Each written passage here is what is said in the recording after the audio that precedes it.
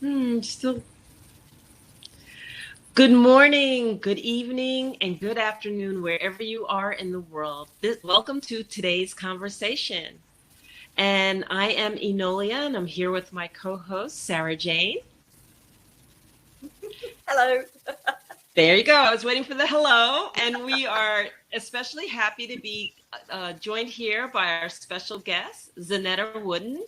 Say hello, Zaneta. We're so happy to have you. Hello. Hello. Happy to be here. Yes, yes. And just to give you a little intro, we're going to be talking this evening or this day about unleashing the power of forgiveness. And Zanetta, tell our audience just a little bit about yourself. Okay. Well, I am a Army vet. That's a lot of people don't know that. I'm an Army vet. I'm my mother of three, a grandmother of four. Um, I have nine siblings, five living. Let me see how many more. So I grew up in the Philippines, born and raised in the Philippines, but my father is American and he was in the Air Force. And then we traveled back to the US and then went back to the Philippines, grew up in the Philippines, and then I joined the military. So, in a nutshell, that's my background, but a colorful background later on when we talk about forgiveness. And now I am a federal government that does EEO investigation. Okay. Yeah. Thank you so much. So much. So, it's so funny because when we are here and we have our guests, always ask our guests, what do they want to speak about? And you actually selected Unleashing the Power of Forgiveness. What prompted you to select Unleashing the Power of Forgiveness? Well, like I said, I had a colorful background. Excuse me, and so there's certain things that happened in my life as a child, all the way from age 4 all the way to age 19, where I was violated sexually. Mm, And so in that, I'm making it light, but that's several years of trauma. That's several years of different emotions and anger and bitterness and things that just just packed in, kept on packing in, and it was under the hands of my family. mhm. So when I joined military, thought I had a good life, thought I escaped, and but didn't know that I was spiraling down.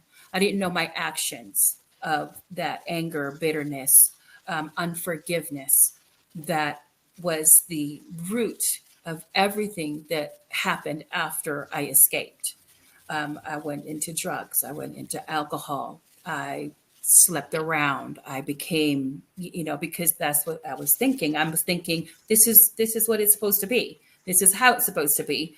Mhm. And I didn't know that I was actually damaging my own body. So I had bouts of cancer 3 times. I almost died. And in that, I asked the question, what's wrong with me? And when I asked that question to myself, all of these emotions started coming up as if I was still 4 years old. And that's when I had to go through the process of finding out, how do I come out of this? And the answer was, I had to forgive. I had to let go.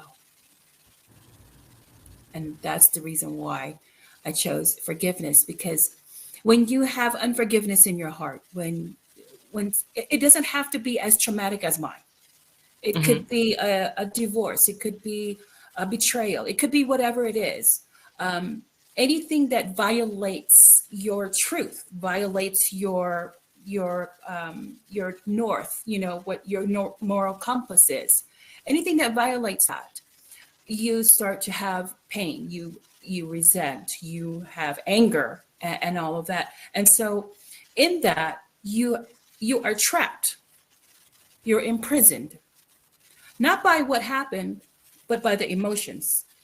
Because Yes. what happened, and it's not happening anymore. But the emotion of it, the mental, the replay of it mentally keeps on going and going. So even today, even though I forgave my dad, even though I forgave those that did whatever to me, I still have to constantly, because our brain is a reminder of the past. It's the keeper of the past. So we have to tell our brain, no, I'm not four. So we're not going to have that emotion. We're not going to go there. I'm not 15. I'm not 20. I'm not with this individual anymore. So you have to tell the brain this, because the brain will remember, and then the emotions will pop up. And that's what it is. So it's a constant. It's a lifestyle. That's why I call it. Forgiveness is a lifestyle. It's not a one and done. There's certain triggers that goes on. So yeah, and when you do forgive, you unleash it. You unleash the power of whatever it is that is holding you back. Yes. You unleash it. Yes. And I'm going to let Sarah Jane go, because I know I don't even have to prompt her with a question. I could see her. Go ahead. I so get all that. And everybody reacts differently to the things that happen to them. And as much as my story is very, very different in some respects, in respect that I was hospitalized for 3 months as a baby and spent my first birthday in hospital at a time when parents couldn't stay with their children. I saw my parents once a week for an hour. That is abuse. That is abuse by the system. There is no other name for it. It's just that the system didn't realize at that point in time they were abusing. Or maybe they did. I don't know. It doesn't matter. It happened. And I've had to go through a lot of healing of that baby little girl, just like your 4-year-old, who could not understand what was happening and why it was happening.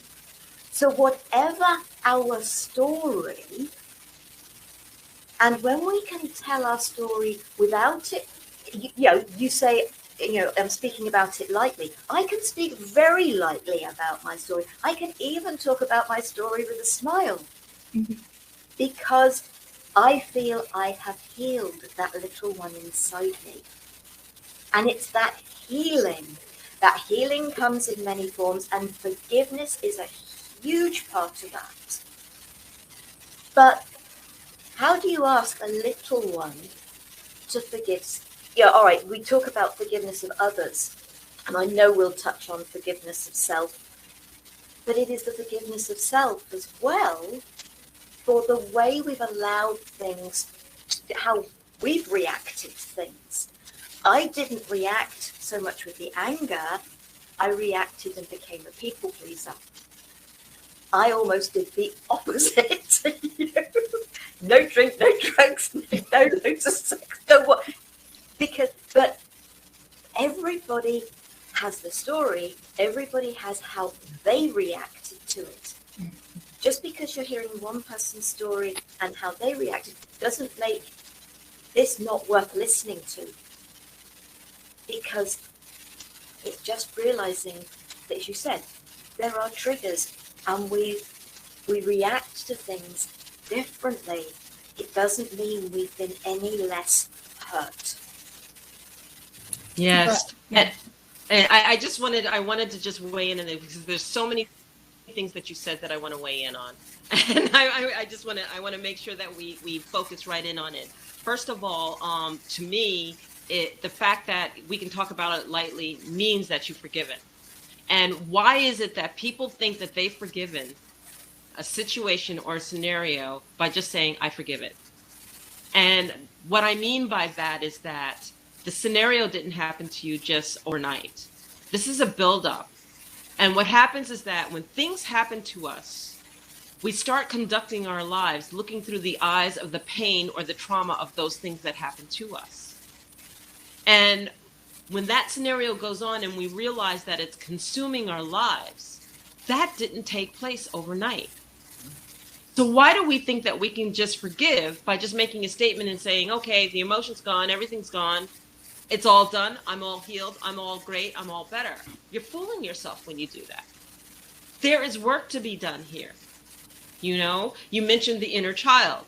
That's Sarah Jane's, expertise. She loves working with the inner child. I'm looking at the fact that, here you are as the adult, the child, and multiple different parts of ourselves that have been traumatized and act and behave a certain way, a certain I don't know, defensive way, to feel like every day that we face, has to be defended. And that's not a way to live. So there's so much richness here. And so I'm going to just ask you, when looking at all of the things that you've gone through, when did that precipice hit you in your life that you said, something's got to shift, something's got to change, I can't live my life like this? It was a last attempt on my life. I've attempted several times. I should have got a clue that, my attempts were protected by my Savior, by my God. For those that, have different, beings, or who they, or who don't. But this is my belief. My belief is that God protected me those several attempts of suicide. There are several times where I knew I had it down pat. I mean, to the T. It failed, obviously, because I'm here. And the very last was when the very thing that I feared happened to my own. The very thing that I feared. And I went into a spiral. I thought that I was, living life like what you said. I forgave, I go to church, I pray, talk about it. But then when this happened, when it happened to my seed, my child, everything from the memories that I even blocked out came rushing in. The memories that I didn't that I probably suppressed, all of it came rushing in. And I went into a spiral to where I just didn't want this to happen anymore. But then when I saw my child going down the same spiral, that was the pivot. Now this is the first time I'm ever saying this. I've never shared this story, but I wanted this to come out, because even now I have been ridiculed and talked and said that, well, you attract these kind of people, so that's the reason why it happened, because these are generational. And I said, no, it is not. No, the blame goes on the individual, not the person who is the victim.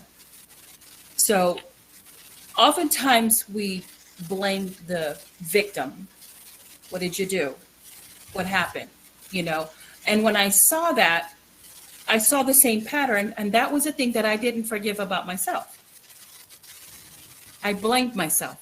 I blamed myself that I was this. I blamed myself that I was, put in this predicament. I blamed myself because, of how I look or how I presented myself. I blame myself as to the reason why these things are happening. And that was a part of me that I did actually look into. And so that's where the forgiveness came in for self. When I saw my own child go through it. Because now I'm forgiving, I'm now blaming myself. I didn't do it. I didn't do this to her.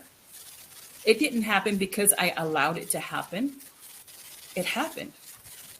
And so for me to be a model, for me to be a person to look at and see hope and see that there is an outcome to this, that there is a victory through this, that there is a conquering through this, it would have to be me so that my daughter can see it through me. And I had to do that. And that was the tipping point. Sarah Jane? My tipping point was actually that I ended up with a broken jaw that resulted in this dentist extracting a wisdom tooth. Didn't know it was broken for a week. Yeah, great. I was trying to eat with a broken jaw. It's not fun. And I ended up with 6 months of pain and sleepless nights. And for somebody who's a people pleaser, that becomes very exhausting. And I just hadn't got the energy to work a full-time job. Gratefully, I didn't have children. Run a home, study accounting, and be a people pleaser. Something had to give. So temporarily the accounting gave, and then the marriage gave. Because the people pleasing gave. But it took exhaustion to break, to make me realize there was something not right in my life. Why had I behaved like this? Why was I reacting as if I had to please everybody? I don't think I went into blame. What I was doing was I was just desperate for people to love me. That's why I became a people pleaser. Hopefully people will like me, even love me. I know it won't last because it never did, but I'll grab what I can while I can. Because they would soon wake up to the fact that I obviously wasn't a lovable person. And I think we do all react differently. Our wake-up call, whatever you wish to call it, is different. But we are all such special beings. And it's opening up to that. You know, the one thing I have learnt to do, and I hope the same for you, Zaneta, is we've learnt to love ourselves. Give ourselves the love that we were so desperately seeking. A love so pure that it helps us to forgive the individuals involved, many who actually didn't understand what they were doing or the wrongness of it, because at the end of the day, in every situation, we don't know what's gone on in other people's lives. But don't get me wrong, I am not condoning any behaviour that harms. I'm really not. But if those individuals have grown up witnessing that, that is a learned behaviour. It's a wrong learned behaviour. But until they really can get the hang of the fact that that is not a behaviour to do, they're just going to do what they've witnessed as a child or experienced as a child. And it's helping people to do that. Forgiveness isn't about freeing them, it's about freeing ourselves. It's about realizing that that hot coal that you're holding is hurting you and it's not harming anybody else. When you can let it go and do that, bring that forgiveness, you stop hurting yourself. Yeah. So I'm sitting here and I'm thinking about the story even more so, just everything that I've heard. And it brought me back to a time where, you know, growing up myself, we all go through our traumatic events. You know, my father fought in World War II. They had me very, very late in life. My mother was 48 when she had me. And, you know, I never knew my parents young. So when I got to meet my father, you know, he was always, he had his alcoholic tendencies, you know, and I was probably 12 years old when I saw my father and mother had their first physical confrontation. And I remember being 12 and running in the middle of that and them stopping immediately because, I'm sorry, I have to turn that off.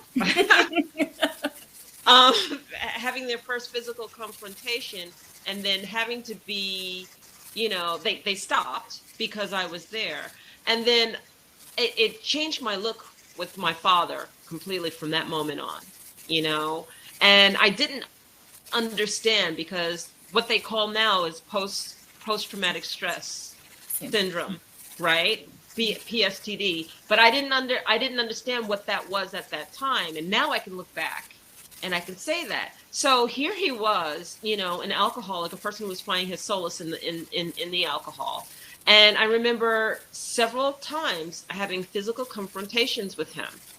And I also remember when I came to a precipice later in my life when I was like, okay, I can't keep doing this, because here I was, I had 2 boys with my husband. I'm the only woman in the house. And I had this disdain for my father, and how I was treating them was from the point of pain from my father. And I remember having to confront that within myself. And I remember having to say, okay, how am I going to do this? What am I going to do? What does forgiveness look like? And one of the things that I did, because he had passed away. He had passed away when he was 60 years old. He passed away. He never got to see me with sons and everything else. But yet, he was so ever present with everything with me. And I created this altar, and I took some of his favorite items that he loved. So I knew they were imbued with his energy. And I remember saying this prayer probably for about 5 or 6 months before it really, really took, which was, I forgive my father's father, and his father. It stops with me. And most of all is I forgive myself.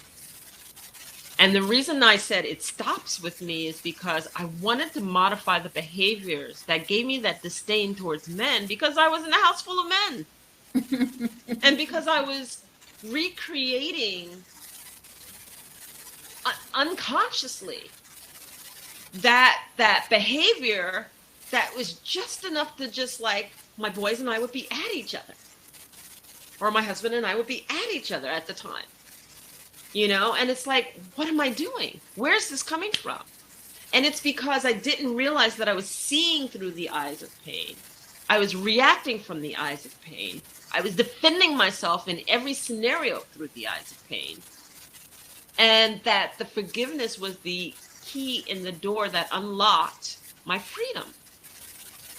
And so for me, that freedom came, but it didn't come overnight. It came after 3, 4, 5 months worth of work, confronting myself, you know, talking to the little girl that needed to be healed from 12 years old, all the way to the adult that needed to be healed, the young adult that needed to be healed at 18 and 20 years old, because he said some very, very hurtful things to me, you know. And then I also realized, okay, being a shaman, being a medicine woman that I am too, that it was like he couldn't even be released on the other side until I forgave him. So that's what forgiveness looked like for me. What did forgiveness look like for you? So to me, it meant freedom. Freedom of any kind of thought, the emotion that comes with it. You know, the freedom to actually show up as me. Mm-hmm. That is the essence of the only way that I can explain forgiveness for me is that you get to see the fullness of me. You don't see the 4-year-old, the timid 4-year-old, the hurt 4-year-old. You don't get to see the betrayed 12-year-old. You don't get to see, you know, so those are the different things that molded me as to who I am today. Those experiences, I don't dismiss it, but I use it as a stepping stone to how it built me as to who I am today. That I can speak towards those things that happen that are so traumatic, that I can show the power as to what forgiveness does, because it gives you the power over the trauma.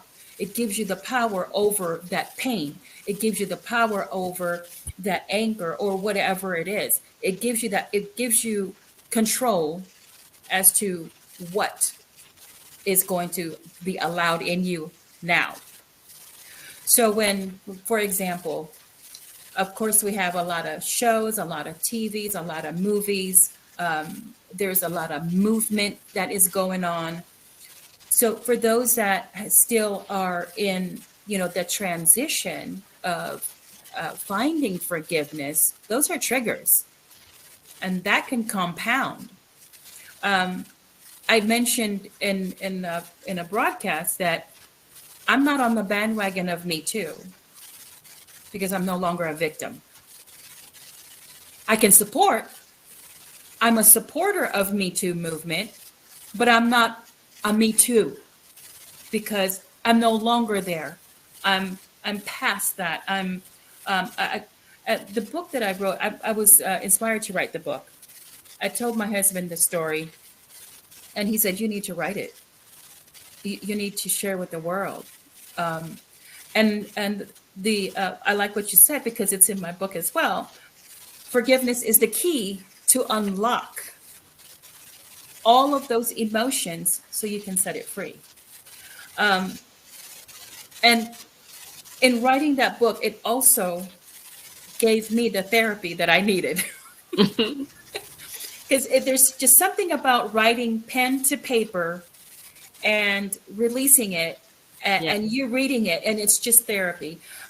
So that, for me, forgiveness is really being who you really are, the core you, not the traumatized you. Because if I go back to my life, there's other things that happen, at 19, at 20, at 21, 23 years of marriage down the drain. So there's a lot of things that happen during those times that cause trauma, that cause, pain and anger and all of this and betrayal. And so all of that comes with just to unleash all of it. So there's that moment, like what Sara Jane said, there's that tipping moment of where you were, and that's the beginning of the rest that will follow. It's like a domino effect. I remember you betrayed me, but we can talk now because I've released it. I don't hold it. I don't own it because that emotion no longer belongs to me because I love me. I went through that pain, and that pain allowed me to grow. That pain allowed me to stretch. That pain allowed me to become stronger. That pain allowed me to work out my faith muscles, my confidence muscles. It allowed me to grow. So that's what it is. That's what forgiveness is for me. It's to be the core. Everything that happened to me, I can't dismiss it. I can't say it didn't happen. But ultimately, everything that did happen is because of who I am today. Yep. Yeah. Absolutely. That forgiveness gives us permission to be ourselves. And that's what I felt. I remember that day I was stood in the kitchen, and I think actually I was with my to-be ex. And it was just suddenly thinking, why am I worrying about what other people think of me? Because do you know what? They're not. They really aren't. Because they've got so much going on in their own lives, they're really not thinking about me. And okay, if you want to go into the humorous side, who the heck do I think I am to think everybody's thinking about me? And I can make that light. But it was that light bulb.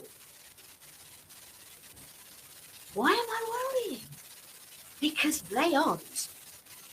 And okay, slowly over the years, and even if they are, and if they pass comments you don't like, actually, that's their stuff. So it became about, I can really let go of this. I can really step in to doing things that I wish to do. And so when I told the family that my marriage was over, my mother's reaction was, look at everything you've got, look what you're giving up. And it was just like, okay, so we only had a £5,000 mortgage. We had the money in the bank to pay that off. We had 2 cars. We had 4 holidays every year. And it was just like, Mother, this is about me. This is not about things. And it gave me the courage to stand up and say, no. This is my life. This is about me. My ex even accused me of running away. And it was actually, you know what? I'm not running away. I'm actually stepping into my future. And that can be the power of forgiveness.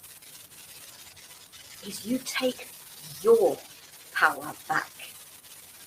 And that is what I did. And that's what it was about for me. I appreciated that I'd got a very long way to go. And when I moved out of the family home, it was just 2 of us, and the cats. When I moved out of the family home and moved down to where I live now, well, to Bournemouth, it was just like, I feel so blessed. But what can I do for me to help me, to support my healing? It didn't become about anybody else. It became about me because me had never been in the mix for nearly 40 years. So folks, if you are out there, it is okay to think about you. It is essential to love yourself. It is essential to take care of you. Because until we do that for ourselves, we can never truly bring it for others. Self has to come first. And so forgiveness of others frees us. But we take that extra step of forgiving ourselves, of how we reacted and how we allowed things to affect us, so that we can step forward into our future. And it may mean we leave people, things, jobs behind. But that's just a part of the freedom of becoming true to you. Yeah. I'm sitting here listening to this, and it's interesting because it looks different for everyone, and many people get stuck in the story. They get stuck in the story that cycles them and cycles them and cycles them to just relive the story over and over and over again. And it's really powerful when you opened up with this story, because not just one thing happened to you. So, I met many people who have suffered sexual assault or domestic abuse or, but to a range of traumatic events over and over and over in their life. The strength that you have to find to stand up in your truth, in your authenticity, is huge. What would you tell those who are stuck in their story that don't recognize that they need to stop and move through the story? Because especially when you're coaching and you're working with people, you have those people who are at that crossroads who are just stuck in the story. They just can't see anything else. What would you say to them? I had to do it to myself. Mm-hmm. Because I like what you said, you're stuck in the story. And you are literally stuck in the past. And then you have to really come to the terms, are you really? Or is it just your mind? Because you have an everyday work. You go to work, or maybe you don't. Maybe you're a housewife or a stay-at-home dad or whatever it is, or you're single. and you work from home, or whatever your life is right now, you are carrying through life daily. But there's just that one moment that takes you back, and then you're back into that stuck mode again. So if you can really be conscious, just be conscious as to where you are at right now. I understand for those that are in it, they need to, because I've been in the whole sex trade as well. So I know that escaping the sex trade is very tricky. You have to have an escape route. You have to, or your life could be endangered. And my life was endangered several times. Um, but I can speak on it now for those that are out of it, because those that are still in it, they can be in danger. So, and I'm also a speaker for RAIN, which is Rape, Abuse, Incest National Network.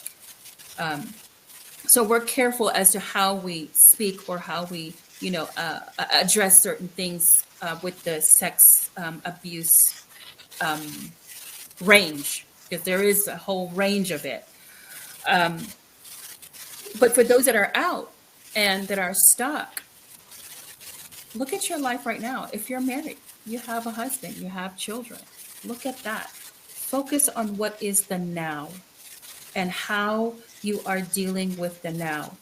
I'm pretty sure they have jobs. I'm pretty sure they have had celebrated birthdays.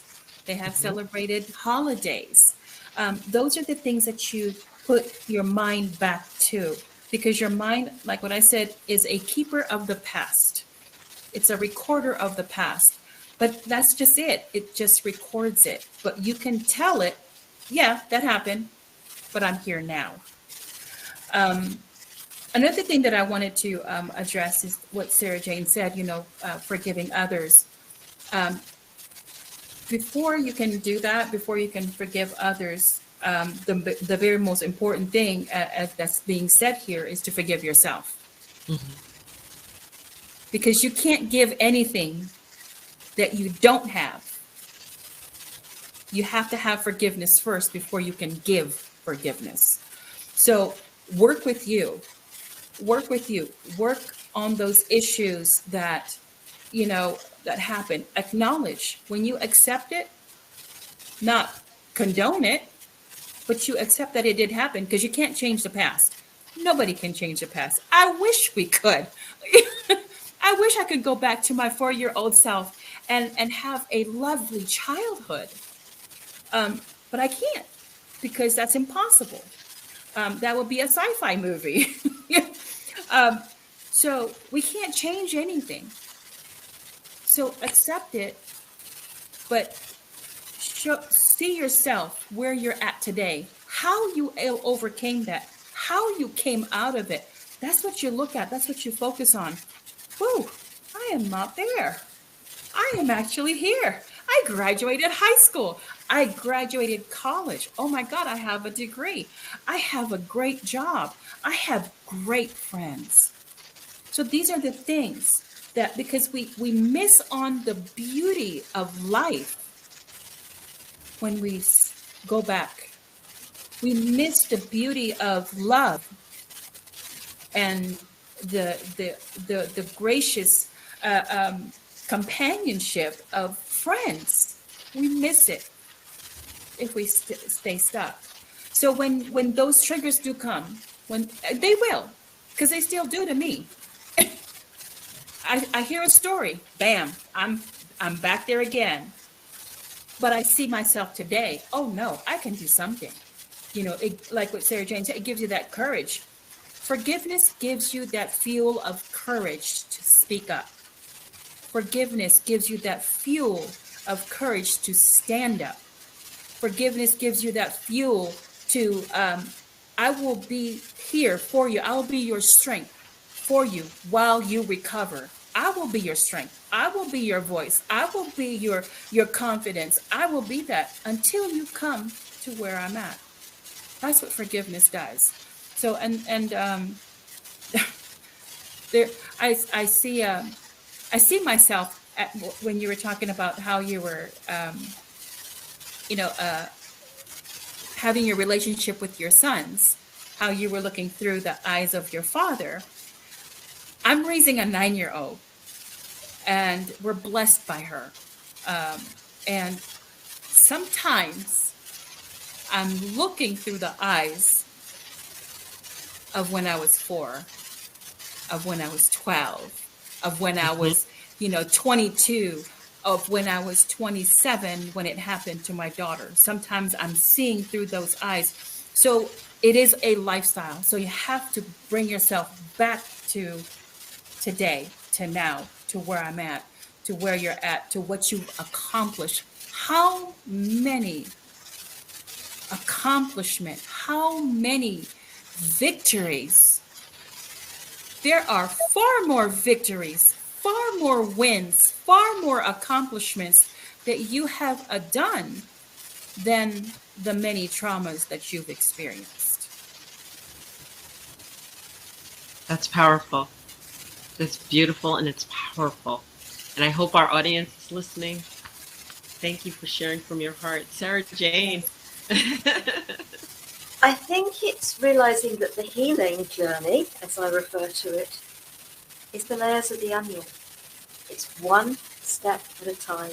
And for me, the onion is a brilliant analogy. One, it comes in layers, and usually when you cut it, it makes you cry. Allow the tears. Allow yourself. But if you're still in that place, you haven't managed to get to that stage where you've got that wake-up call. You can choose to wait for the wake-up call, or you can choose to take your life in hand and find the support to get you through it. But it's your choice. There's many a person I've spoken to who have said, I'm not ready. And they're not. I had to have a wake-up call. You had to have a wake-up call. We had to have wake-up calls. And there are many of us. You've only got to listen to so many stories shared by so many people, and some of them way more, well, not that I consider myself famous, but way more famous than we are. But we are the people now putting our voices out there. There are many, many who will tell you their story of losing everything, of losing their health, of losing this, of losing that. And they have gone to nothing, and they've had to build themselves back up. That was their wake-up call. So you can wait for your wake-up call. Or you can say, I'm listening. This is my wake-up call. And you can, I'm not saying it's going to be easy. It's not. But do you know what? It is so worthwhile. Just that freedom of, oh boy. I mean, the weight that lifted off my shoulders when it was, why am I worrying about what other people think? They're not. Oh my God, the freedom of that understanding was enormous for me. I wouldn't change a thing that happened to me. And it wasn't just one thing. There were multiple little things on top of the big thing. But I wouldn't change a single one of them, because I wouldn't be right here, right now, doing what I do and I love. I wouldn't be able to support people in the way that I do if I hadn't been through what I've been through. And that power of forgiveness of self, as you said, Zaneta, is where it starts. And for me, it's supporting other people to have an element of understanding. You haven't got to like what happened, but an element of understanding can truly support them, not only to forgive themselves, because they were in a place as a child where they hadn't got the knowledge, the know-how, the power to be able to stop it and say no. So to forgive themselves for their reaction to that, but also to be able to then say, okay, because I can understand, I may not like it, I don't like it, I can also forgive. And as you said, it stops with me. It does not go down the next year. I haven't had kids, so hopefully I won't then bring it on to nieces and nephews and great nieces and nephews. But it stops with me. And there are many of us here to support you, to help yourself through your journey. When you are ready, all I suggest is find the right person for you. And that is why so many of us do programs like this, to share our story, how we have supported ourselves and can support others. You haven't got to come to us, but listen to what is out there and feel the energies of the people you're listening to. And you will find the right people for you, as I did, as I'm sure both of you have. To get where you've got, we didn't do it all ourselves, but we had to do the greatest chunk of the work to make it happen for us. Yeah, and I want to capitalize Turn the right lights on. Okay, I want to capitalize right on that too, because one of the key things that is not being said is that at a certain point, you made a decision, no more. And I really want to emphasize the power of making that decision. Okay. And the power of making that decision, especially when you're in an abusive relationship or you've just suffered a sexual assault, whatever the scenario may be, that power of decision is here and here. In your heart, you've decided, I'm not going to do this anymore. I am not going to take this anymore. I am not going to feel this anymore. It starts here. And a lot of times we think that, okay, now that I've made that decision here and I've made that decision here, I got to go do something. And that's not necessarily the case. It's not necessarily the case. It might be making that decision in your heart and then gestating it for a while. Now, what does that look like for me? What does that feel like for me? Okay, the masculine side of us wants to do something, do.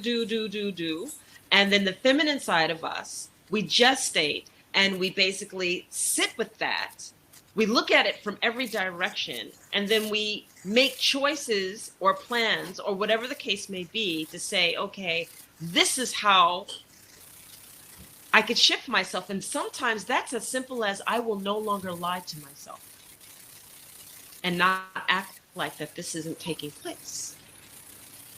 I will no longer deny the fact that I am in a situation that is horrific and it's got to change. Okay, now, how can I change this? Sit, look. What decision have you been making that keeps that pattern going, that habitual piece going? How have you been looking at yourself? Are you feeling like you're not worthy? Because we're all worthy. We all have to make that inner decision to say that I am worth fighting for myself. And then we redefine the boundaries of fear. We're all in a bubble of fear. There's certain boundaries our ego likes to work in, and because it's an ego and it has a polarity, and this is what's good, that's what's bad. This is what's right, that's what's wrong. We're all always going back and forth with that. Redefining what that fear bubble or that bubble looks like, where we're comfortable or where we figure we can operate. And how do we surpass that? And even if it's baby steps, little by little by little by little by little. And once we start on that path, And I go right back to what Zaneta said. It's like, I am connected with the divine. Divine, show me, show me, show me. Show me how to get out of here. Show me how to change my situation. Show me how to make a better decision. Show me what decisions have to be made. And internalize that and dare to step into it at the pace that you're ready to, at the pace that you feel safe to, but at a pace. And the beauty of that strength and that courage blossoming, growing within you is what takes us through the stories.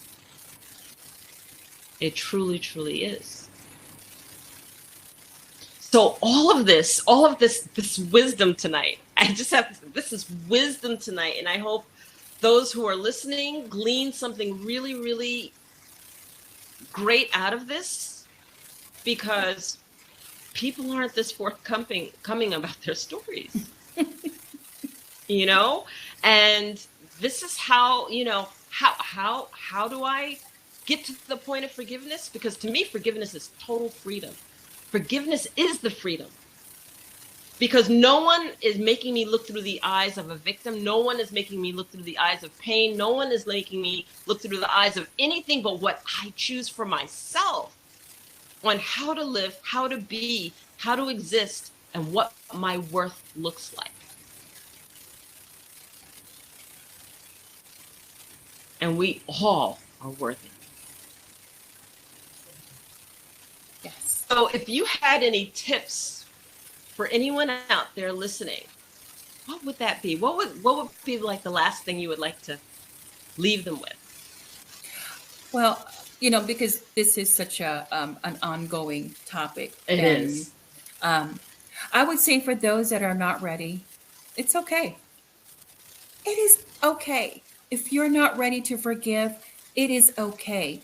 If you don't have the strength to make that decision, it is okay. We have a whole bunch of people. Thank God for internet. Thank God for, you know, YouTube. Thank God for programs like this that you can tune into. And if that's how you can make those baby steps, do so.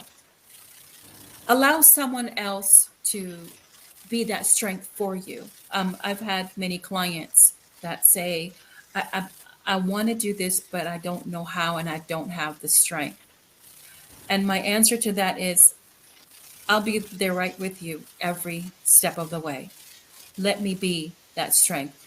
The analogy I would give is a mother with a child trying to have the child learn to walk. You know, you'll trip sometimes, but it's okay. You'll get back up and you'll eventually walk, which we all do, unless you have, you know, a very severe medical, you know, situation. But it's okay. It is okay. Do it on your own time. But know that you are worth every love, every freedom, every confidence, every joy, every happiness. You are worthy of that. You are worthy to have a great life. You are worthy to have a voice. You are worthy to live. And do it on your own terms. I do have a book out. It's Unleashing the Power of Forgiveness. It's the steps that I made. I'm not making that as a, you know, as a cure-all, but it was a download from God when I was writing the book. I didn't even know that the steps that I made was actually the acronym for forgiveness. So each of the steps, the first one was F, come face to face with the pain, not the abuser. That's the first step. And so those are the steps that I did. And if your viewers would probably chime in and say, you know, hey, we love this story, whether on replay, I would like to have a book, I will gift them the book. So there you go. Thank you. That's phenomenal. Thank you. Oh, thank you so much. It really, we will make sure that your website address is under the video on YouTube, and we've made sure that your details are also on the website Gift of Healing TV, and then it's under today's conversation. Your details are all under there, so that folks can see it. And this replay will be up on there as well, but people Absolutely. will find this, and we will make sure that we share it. We'll let you also share it. Yes, I thank you. hope you will.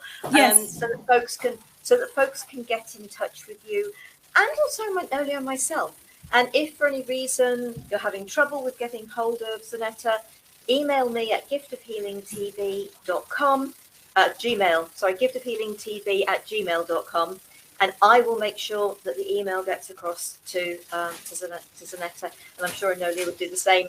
Absolutely. Because all our details are on that website as well. So please go and check that out.